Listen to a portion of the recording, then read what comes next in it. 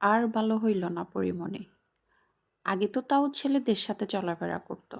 এখন তো দেখি ভাইয়া আক্তার আফুদের সাথে চলাফেরা শুরু করেছেন পরিমণি। এই আক্তার আফুদেরকে প্রমোট করে পরিমণি সমাজে কি প্রভাব ফেলছেন সেটা কি পরিমণি জানে? ওয়েট ওয়েট ওয়েট, এসব কথা আমি বলছি না, বরং এসব কথা লিখেছেন পরিমণির ফেসবুক পেজে অনেকে। এই ভিডিও শেয়ার করার সাথে সাথে এমন সব কমেন্ট ঘুরে বেড়াচ্ছে পরিমণির ফেসবুক পেজে। অনেকেই বলছেন পরিমণি ধীরে ধীরে আবারও নিজের রূপে ফিরে আসছেন। পরিমণির খোলামেলা চলাফেরা যেন আবারও শুরু করছেন পরিমণি ধীরে ধীরে। তবে এবার নতুন করে যোগ হয়েছেন আমাদের সমাজে যাদেরকে স্বীকৃতি দেওয়া হয় না এমন সব মানুষদের সাথে। মানে যাদের চিন্তাভাবনা সবসময় উগ্র এবং যাদেরকে আমাদের সমাজ কখনোই মেনে নেন না।